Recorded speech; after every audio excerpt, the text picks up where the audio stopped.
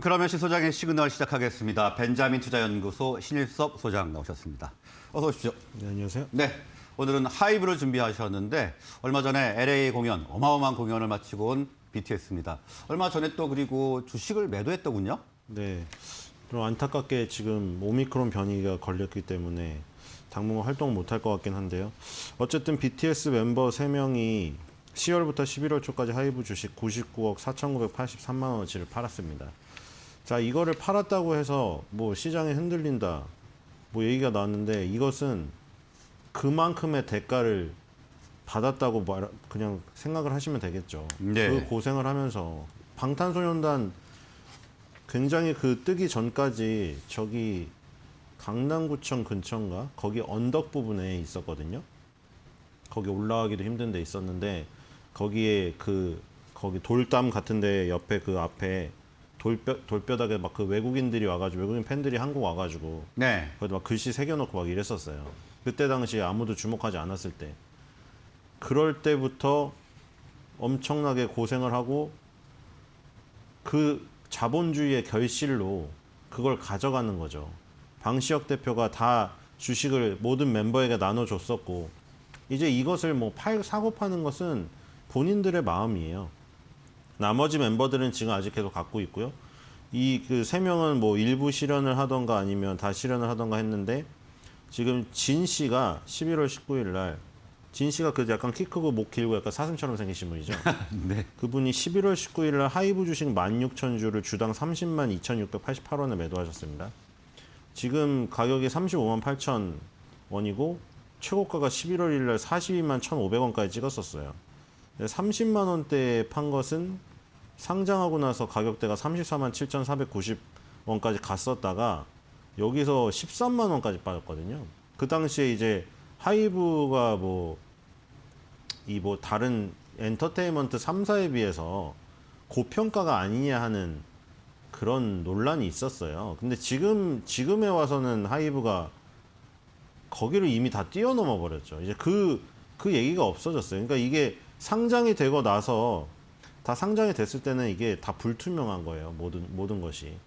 상장이 되었을 때 그거를 어떻게 알겠어요? 누가 알겠어요? 그냥 그걸 하는 것뿐이죠. VS로 누구는 이거는 저평가다, 누구는 고평가다, 그걸 하는 것뿐이지 결국 결과는 한 1년 지나봐야 나와요. 지금 딱 네. 1년 정도 지났기 때문에 결과가 나왔잖아요. 그 당시에 그 가격이 절대 고평가가 아니었다. 그 당시에 엔터테인먼트 3사 상장된 걸 다 합쳐도 하이브에 미치지 못하고, 그 하이브에 미치지 못하는 정도가 웬만큼 미치지 못하는 정도여야지 차이가 너무 심하거든요.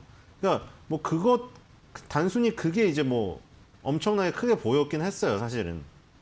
했는데 지금 SM이라던가 YG나 JYP는 2조가 안 돼요, 다들. 예. 2조가 안 되고 이제 2조를 향해서 가고 있죠. 1조 7천억, 1조 8천억 이렇게 가고 있는데, 지금 이 하이브는 시가총액이 14조 8천억이니까 곧 있으면 15조가 돼요.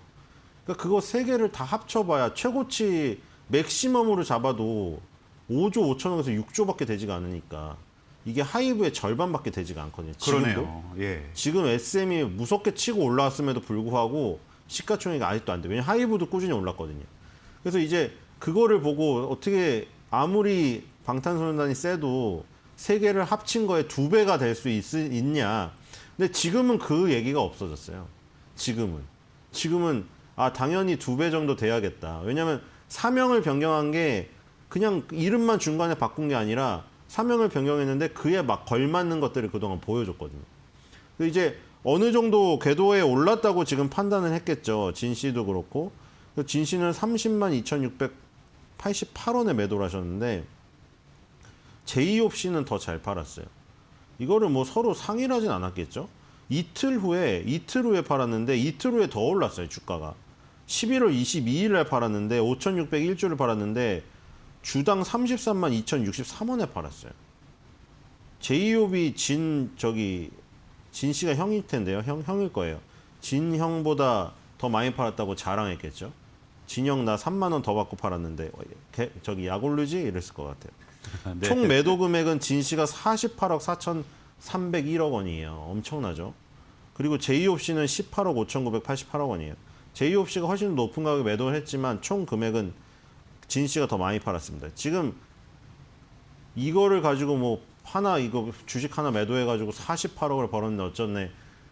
하이브의 BTS가 그동안 기여한 바와 그 다음에 이 어떤 생태계를 K-팝을 키운 거에 대한 대가로 생각한다면 이거를 뭐 시기와 질투의 눈으로 보기보다는 우리도 자본주의 사회에서 어떻게 하면 결실을 이렇게 주식으로 맺을 수 있을 것인가를 연구하는 데 열을 쏟는 게 그 욕하면서 열을 쏟는 그거보다 훨씬 더 생산적이라고 생각이 되고요. RMC는 11월 13일부터 12월 9일까지 분할 매도를 하셨어요. 아주 정석이죠, 이분은. 이분은 분할 매도를 공부하신 분 같아요. 진 씨랑 제이홉 씨는 하루에 다 팔았거든요. 하루에. 11월 9일, 19일과 11월 22일을 딱 정해서 팔았는데 RMC는 11월 13일부터 12월 9일까지 7일에 걸쳐서 나누어서 분할 매도를 치셨어요. 분할 매도를 치셔서 장내 매도를 해서 32억 4,694억 원을 현금화하셨어요. 그러니까 지금 뭐 제이홉 씨 18억부터 진 씨가 48억, RMC가 32억 원어치를 지금 현금화 시켰고 나머지는 아직도 갖고 계세요. 근데 지금 이게 하이브의 주식을 지금 여기서 매도를 했다고 저거 BTS 멤버 3명이 뭔가 알고 고점에서 매도 친 거 아니야? 물론 그렇게 생각하시는 분은 계시겠죠. 근데 하이브의 주식을 받아서 자기네도 그 인터뷰에서 얘기를 했잖아요. 우리는 그냥 열심히 한 것뿐이고 진 씨도 평범한 난 대학생이었는데 열심히 한 것뿐이다. 물론 거기 대학교에서 잘생겼다는 얘기 많이 들었대요. 자기 입으로. 근데 계속 그냥 열심히 한 것뿐인데 어느덧 열기구를 탄 것처럼 한없이 올라가더라. 그게 너무 무섭다고 얘기하셨거든요. 인터뷰에서. 근데 저는 그거 그랬을 것 같아요. 이 주식도.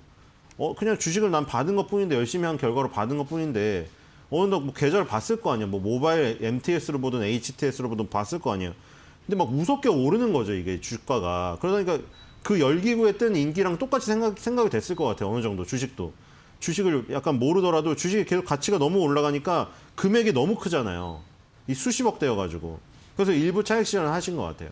근데 일부 차익 실현을 했지만 지금 하이브의 주가 흐름은 2020년도 10월 달에 그 상장했을 때 당시에 고점 논란이 있어서 거기서 물렸었던 사람들의 매물대를 다 소화하고 있다는 것이 굉장히 중요한 타이밍이에요, 이게. 그래서 BTS 멤버분들이 실현을 했지만 지금 이 부분은 매물 소화를 거치는 그 과정의 첫 단추를 끼는 그 부분이에요, 지금. 제가 보기에는 35만 원대에서 40만 원이라는 것은. 그래서 여기서 이익 실현했다고 BTS 멤버와 함께 뭐 아미분들이 동참을 하셔도 좋은데 이분들이 판 거를 다른 그 세력이 가져갔다는 걸 생각해야 되죠. 연기금을 비롯해서 다른 기관 외국인이 이 매물을 가져갔어요. 이 매물을 가져가서 더 높은 곳을 바라보고 있기 때문에 이걸 개인 투자자 여러분들이 가져가지 않았어요. 이거를 무슨 개인 투자자 여러분들이 가져갔다면은 그 무슨 아미분들이 이 멤버분들이 판 것도 받아갔다는 얘기인데 그건 아니고요. 지금 다른 기관 외국인들이 받아갔기 때문에 그런 거를 생각해 보셔야 되죠. 보시면은 수급을 보시면 아세요. 그거를 만약 그 논리가 맞다면 개인이 받아갔어야죠. 개인이 무슨 뭐 아미분들이 무슨 조공도 하고 막 이러니까 그럼 나도 저 멤버들이 높은 가격에서 판 거를 받아서 내가 그 막아주는 역할을 내가 피해를 보더라도 하겠다. 그럼 개인 투자자들이 몰아서 샀어야죠. 개인 투자자들은 주구장창 팔았습니다. 지금 11월 달, 12월 달에 완전히 다 거의 털린 수준이라고 볼 수가 있어요. 지금 맨 마지막 거래일이었던 12월 28일 있죠. 22만 7,444주를 파셨어요. 그거를 다 누가 가져갔냐면 연기금과 금융투자, 사모펀드, 투신이 다 가져가고 외국인까지 들어와가지고 지금 이 개인 투자자분들은요. 12월 14일부터 1, 2, 3, 4, 5, 6, 7, 8, 9, 10, 11, 11일 연속 매도를 하고 계세요. 그러니까 지금 그 얘기도 맞지가 않는 거예요. 그거는. 방탄소년단 멤버가 팔았다고 무슨 고점론이 분다는 거는 말이 안 되는 게 개인 투자자들은 지금 다 같이 팔고 있거든요.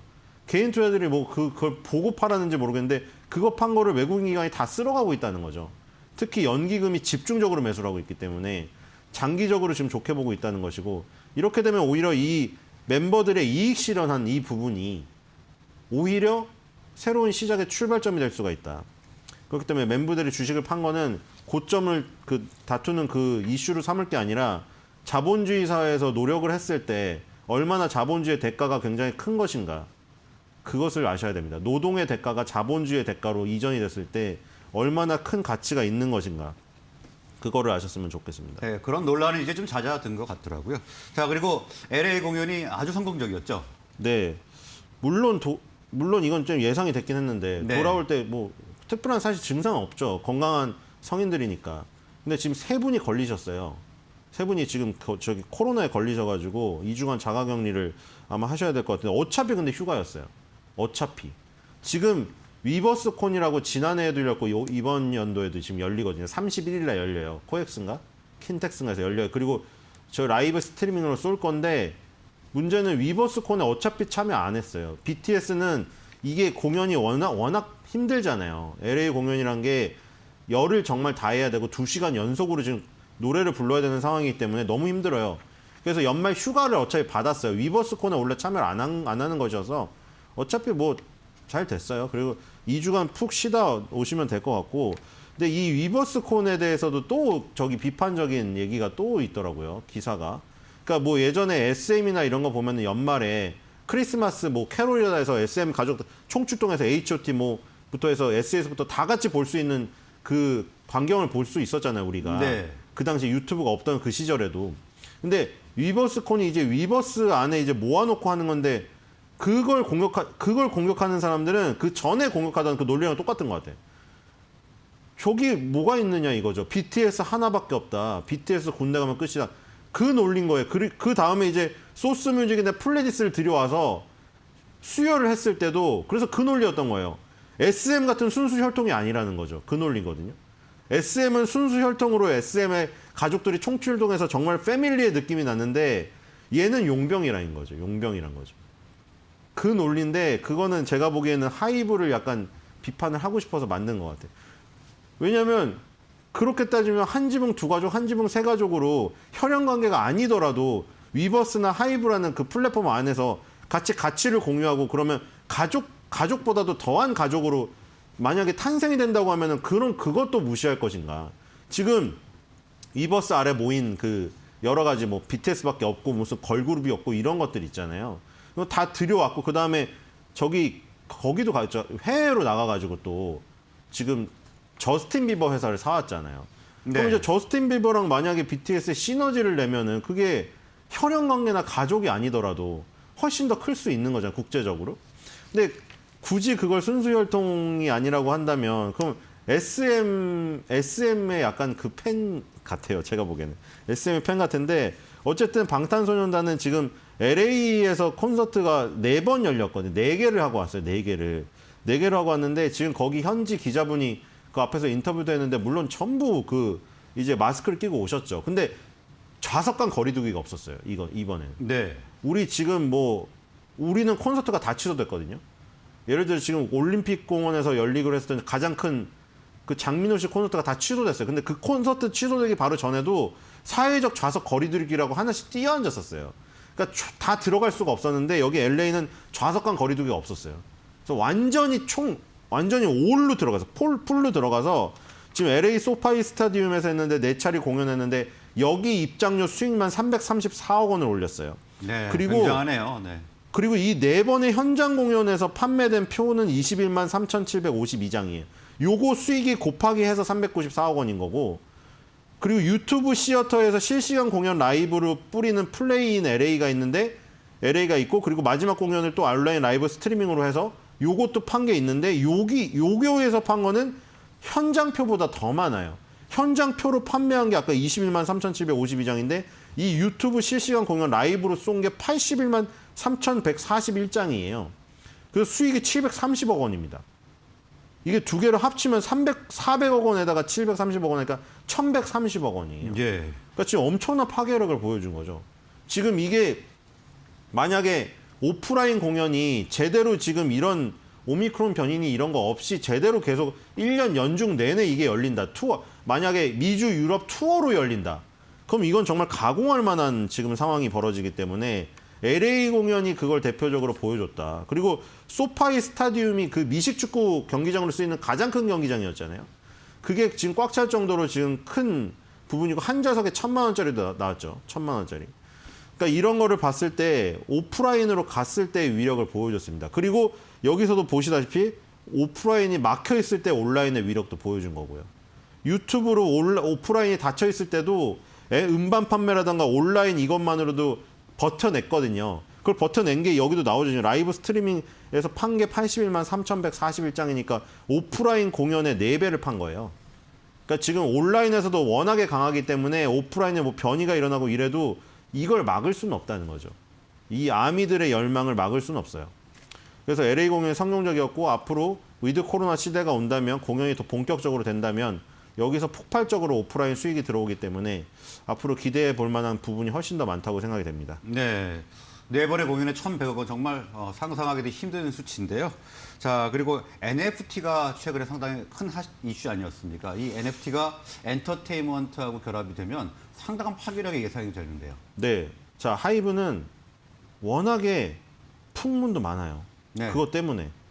풍문 또는 보도에 대한 해명 자료를 내놓게 되어 있거든요. 근데 자이언트 스텝의 제3자 배정 유상증자 1,000억 참여한다고 언론 보도가 나왔는데 헤럴드 경제 14면에 떴습니다. 그거에 대해서 해명을 했죠. 2021년 11월에 언론에 보도된 하이브 자이언트 스텝의 1,000억 원 이상 베팅 제3자 유증 참여 기사 내용은 사실이 아님을 밝혀드립니다. 공식 책임자 하이브 CFO 이경준. 자이언트 스텝 1,000억 원 참여 아니랍니다. 그러니까 지금 자이언트 스텝이 워낙 주가 잘 나가고 있고 메타버스 NFT 플랫폼으로 엮으려는 건 알겠는데 아니고요. 그 다음에 두나무도 나왔죠. 두나무 가상자산 거래소 네. 두나무 또 헤럴드 경제네요. 헤럴드 경제 1면 서울경제 등 온라인 기사입니다. 2021년 10월 25일 풍문 또는 보도에 대한 해명 미확정입니다. 두나무의 투자 및 전략적 제휴 시비 발행과 관련해서는 당사는 사업 경쟁력 강화를 위해 다양한 방안을 검토 중이나 현재 구체적으로 결정된 사항은 없습니다. 이와 관련하여 추후 구체적인 내용이 결정되는 시점 또는 1개월 이내에 재공시하겠습니다. 공식 책임자 하이브 CFO 이경준. 자, 두나무든 자이언트 스텝이든 지금 위메이드에 얽혔던 뭔가가 얽히려고 자꾸 주변에 있어요. 그렇죠? NFT도 있고 메타버스도 있고 가상화폐도 있어요. 지금 이런 것들이 위메이드에 다 얽혀 있어가지고 위메이드가 폭등했죠. 근데 위메이드는 게임이고 하이브는 엔터테인먼트 회사이자 단순 엔터테인먼트 회사를 볼 수는 없죠. 이제 엔터테인먼트 회사에서 출발했고 기초로 출발했고 그게 어떤 뭐 메타버스든 NFT든 뭐 가상화폐든 모든 거를 담을 수 있는 플랫폼으로 진화하고 있는 그 거대한 플랫폼의 시초예요. 그럼 정말 저런 풍문 말고 실제로 하이브라는 거를 봤을 때 그런 담을 그릇이 되는 것인가? 자, 담은 그릇이 되나 봅시다. 하이브 유튜브 구독자 수 6천만 명이고요. 네. 인스타그램 5,800만 명이고요. 위버스라는 이 플랫폼이 있죠. 위버스라는 플랫폼이 지금 뭐 NC소프트가 하는 플랫폼도 있고 지금 그 SM이 하는 플랫폼도 있죠. 그쪽 밑으로 다 헤쳐 모여 하고 있는 건데 위버스가 1,400만 명입니다. 자, 이 구독자만 합쳐도 엄청나죠. 이 구독자를 대상으로 여기서 무슨 뭐 NFT 사업을 하던 메타버스 플랫폼을 꾸리던 거기서 무슨 플레이 투 언을 하던 어쨌든 구독자 그냥 팬덤이 많아야죠. 어쨌든 팬덤이 많은 곳에 가서 해야 되는 거예요. 그러니까 팬덤 자체가 이 하이브는 그러니까 대체 불가능한 토큰이 NFT잖아요. 대체 불가능한 플랫폼이에요. 하이브는. 그러니까 대체 불가능한 플랫폼에서 뭔 사업을 해도 안 될 수가 없는 거죠. 뭔 사업을 해도. 그러니까 저런 뭐 풍문으로 나오는 거 뭐 이해를 하겠어요. 근데 풍문으로 나오는 것보다 정확히 그냥 때를 기다려서 어차피 하이브에서 제대로 된 발표를 할 때까지 기다리면 되는 거예요. 왜냐면 사업을 안 할 수가 없는 것이죠. 이렇게 팬덤이 강한데. 네. 이렇게 팬덤이 강한데. 아까 그 소피아 스타디움에도 보면은 모녀부터 손녀가 같이 손잡고 와요. 80대 할머니부터 손녀가 같이 오고 있다고요. 거기서 인터뷰를 했잖아요. 그러니까 그런 것에서 계속 세대를 거쳐서 가고 있기 때문에 여기서 막 사업을 하면 크다. 그리고 만약에 이 팬덤한테 이걸 돌려준다. 지금 그거를 구성하고 있는 거잖아요. 플레이 투 원이 지금 여러 분야에 있잖아요. 무슨 독도버스라던가 세컨 서울도 지금 나왔잖아요. 서울 시내 뭐 강남에 솔직히 월세 뭐 그 원룸 월세 구하기도 힘드니까. 근데 그 세컨 서울에선 그걸 돈 주고 살 수 있는 거죠. 그리고 나중에 그걸 어떻게 하냐? 거기서 광고를 하는데 그걸 땅을 갖고 있으면 플레이 투 언이에요. 내가 거기서 광고비를 일부 받아요. 내가 갖고 있는 땅의 지분만큼. 그리고 이것도 그럼 똑같이 되겠죠. 예를 들어 하이브 유튜브나 인스타그램이나 위버스 이 구독자 아미 대상으로 플레이 투 언을 한다. 그러면 내가 거기에서 무슨 아바타니 이런 거를 뭐 캐릭터니 아이템을 이런 걸 사요.